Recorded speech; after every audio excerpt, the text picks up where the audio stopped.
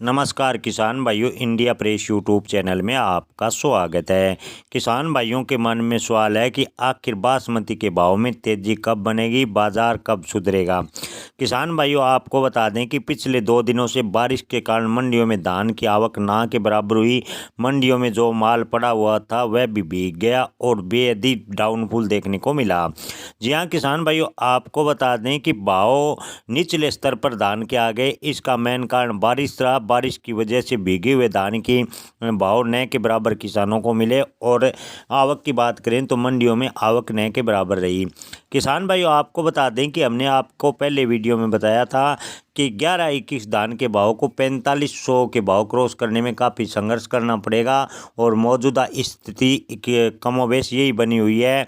आपको बता दें कि पिछले सप्ताह 11-21 के भाव लगभग 4285 थे, जो इस सप्ताह शुक्रवार से पहले जो बोली हुई इसमें 4245 के आसपास थे। किसान भाइयों, आपको बता दें कि इस साल मध्य प्रदेश में बढ़ रहे रकबे के कारण 17-18 PV1 और 1401 के भाव को ज़्यादा कमज़ोर कहा जा सकता है। इस किस्मों को बेच देना चाहिए या नहीं, ये किसान भाइयों के मन में सवाल लगातार बना हुआ है। किसान भाइयों, 11-21, 17 और 18-85 के माहौल की बात करें तो साप्ताहिक तेजी मंदी का रुझान देखें तो पिछले शनिवार गोहाना मंडी में 11-21 के टॉप भाव 4201 रुपये प्रति क्विंटल रहा, जो कि 4295 का टॉप लगा कर फिर भी 4245 पर आ गया।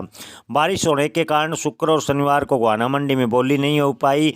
बाजार के नेगेटिव सेंटीमेंट को देखते हुए आप गोहाना मंडी में 11-21 के भाव को 42 रुपये के आसपास मान सकते हैं। 17-18 धान के भाव की बात करें तो यहाँ हालत ज़्यादा खराब हुई है। 17-18 के भाव में अब 3500 के भाव मिलने मुश्किल हो रहे हैं, जबकि पिछले हफ्ते 3600 क्रॉस कर गया था, 3620 रुपये तक था। गोहाना मंडी में 3600 के आसपास पिछले सप्ताह मिल रहे थे। किसान भाइयों, इस तरह तेजी मंदी बाकी मंडियों में 11-21, 17-18 और 18-85 में देखने को मिली।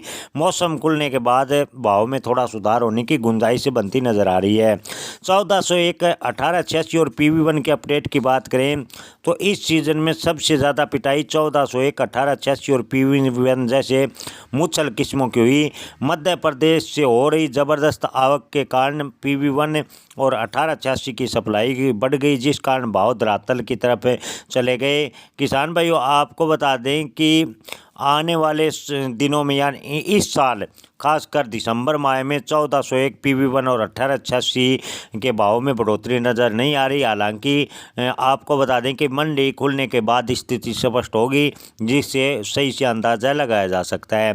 किसान भाइयों, मध्य प्रदेश की मंडियों में PV1 के टॉप भाव की बात करें तो 2600 के आसपास ही बने रह गए और हरियाणा और पंजाब की मंडियों में PV1 के भाव 2600 से 2800 और 1401 के 3200 के आसपास बेमुश्किल से किसानों को मिल रहे हैं।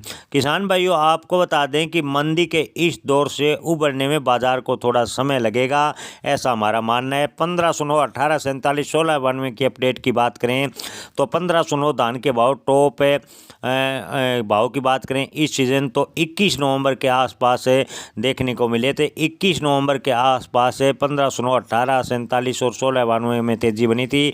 1509 के भाव 21 नवंबर को लगभग 3370 रुपये के आसपास टॉप भाव रहे थे। उसके बाद 1509 के भाव में लगातार गिरावट जारी रही और अब बेमुश्किल से किसानों को 2850 के भाव 1509 के मिल रहे हैं। पिछले एक हफ्ते में धान के भाव में 100 रुपये से ज़्यादा गिरावट आई है। जानकार व विशेषज्ञों की माने तो 1509, 1692, 1847 जैसी किस्मों में 15-20 दिन बाद सुधार आने की पूरी गुंजाइश दिखाई दे रही है।